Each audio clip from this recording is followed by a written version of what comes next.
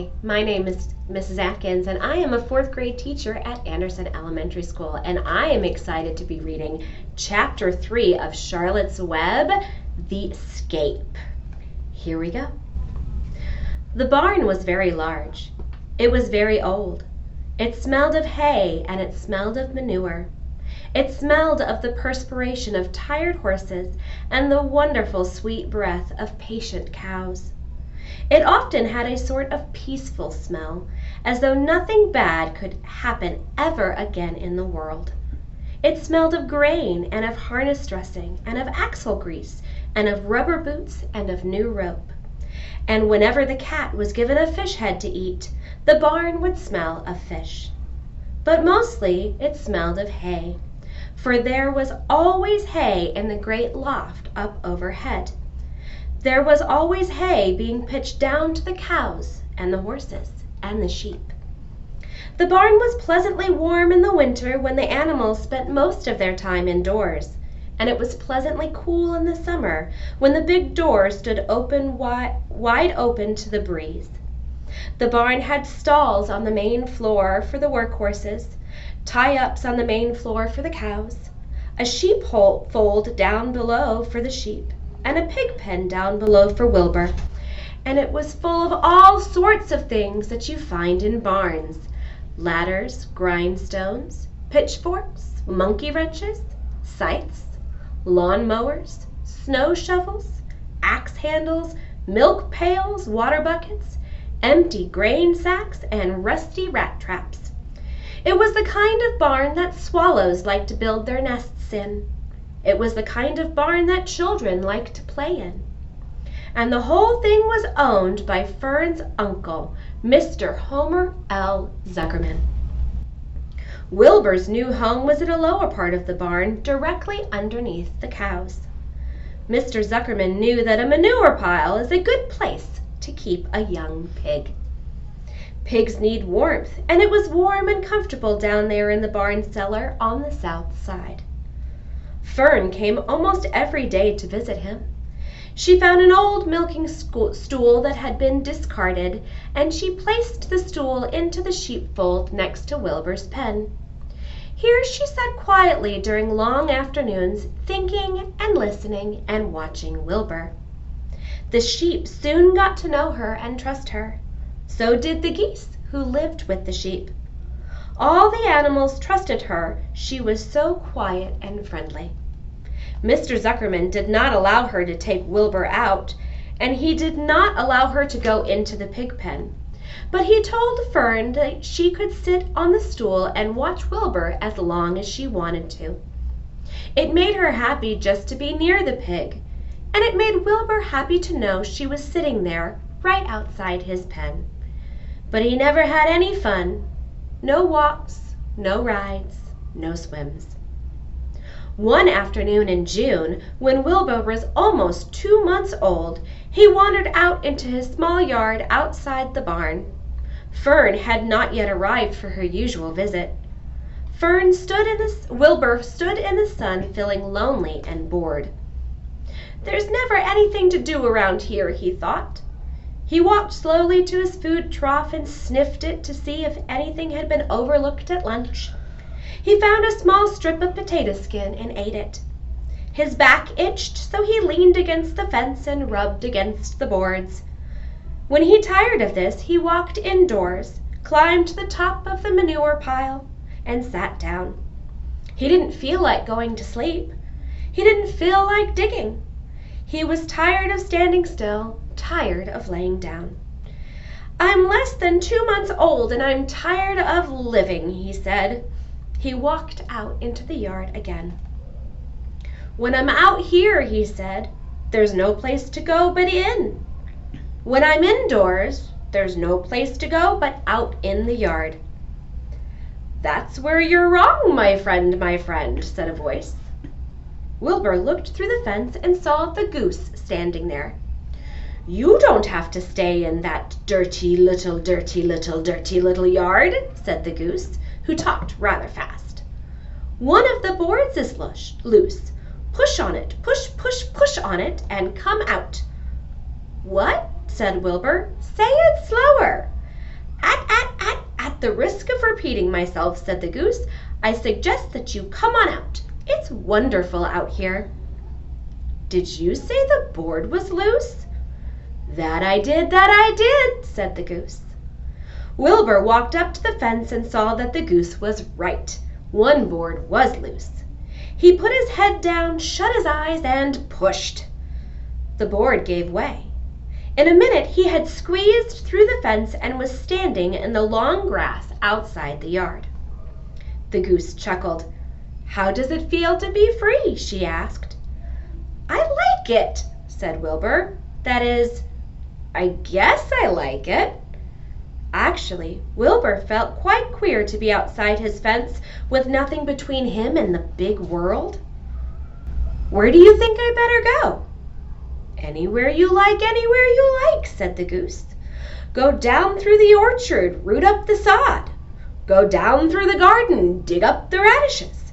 Root up everything. Eat grass, look for corn, look for oats. Run all over, skip and dance, jump and prance. Go down through the orchard and stroll in the woods. The world is a wonderful place when you're young." "I can see that," replied Wilbur. He gave a jump in the air, twirled, ran a few steps, stopped, looked all around, sniffed the smells of the afternoon, and then set off walking down through the orchard. Pausing in the shade of an apple tree, he put his strong snout into the ground and began pushing, digging, and rooting. He felt very happy. He had plowed up quite a piece of ground before anyone noticed him. Mrs. Zuckerman was the first to see him.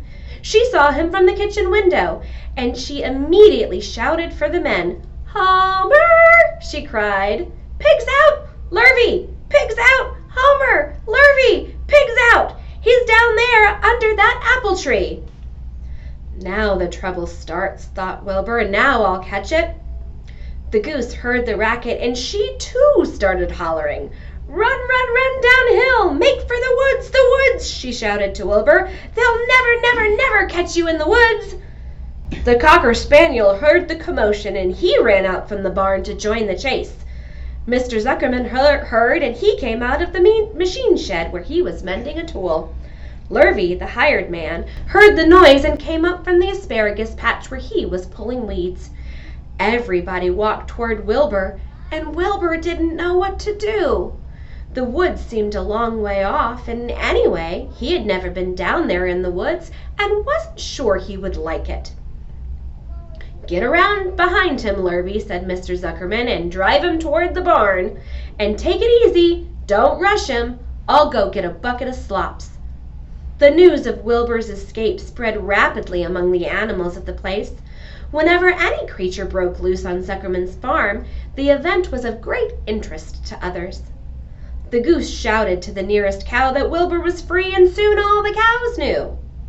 One of the cows told one of the sheep, and soon all the sheep knew. The lambs learned about it from their mothers. The horses in their stalls in the barn pricked up their ears when they heard the goose hollering, and soon the horses caught on to what was happening. "Wilbur's out," they said. Every animal stirred and lifted its head and became excited to know that one of his friends had got free and was no longer penned up or tied fast. Wilbur didn't know what to do or which way to run. It seemed as though everybody was after him. "If this is what it's like to be free," he thought, "I believe I'd rather be penned up in my own yard." The cocker spaniel was sneaking up on him from one side. Lurvy, the hired man, was sneaking up on him from the other. Mr. Zuckerman stood ready to head him off. Mrs. Zuckerman stood ready to head him off if he started for the garden, and now Mr. Zuckerman was coming down toward him carrying a pail. "This is really awful," thought Wilbur. "Why doesn't Fern come?" He began to cry. The goose took command and began to give orders. "Don't just stand there, Wilbur. Dodge about," cried the goose. "Skip around, run toward me. Slip in and out, in and out, in and out. Make for the woods, twist and turn." The cocker spaniel sprang for Wilbur's hind leg. Wilbur jumped and ran. Lurvy reached out and grabbed. Mrs. Zuckerman screamed at Lurvy. The goose cheered for Wilbur. Wilbur dodged between Lurvy's legs. Lurvy missed and grabbed the spaniel instead.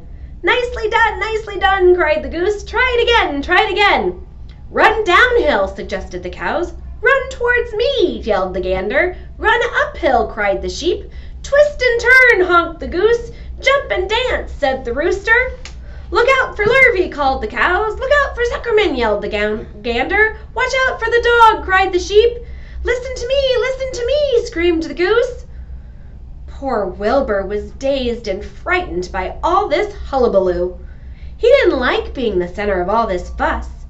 He tried to follow the instructions his friends were giving him, but he couldn't run downhill and uphill at the same time, and he couldn't twist and turn when he was jumping and dancing, and he was crying so hard he could barely see anything that was happening. After all, Wilbur was a very young pig, not much more than a baby, really. He wished Fern were there to take him in her arms and comfort him. When he looked up and saw Mr. Zuckerman standing quite close to him, holding a pail of warm slops, he felt relieved. He lifted his nose and sniffed. The smell was delicious. Warm milk, potato skins, wheat middlings, Kellogg's cornflakes, and a popover left over from the Zuckerman's breakfast. Come, pig, said Mr. Zuckerman, tapping the pail. Come, pig.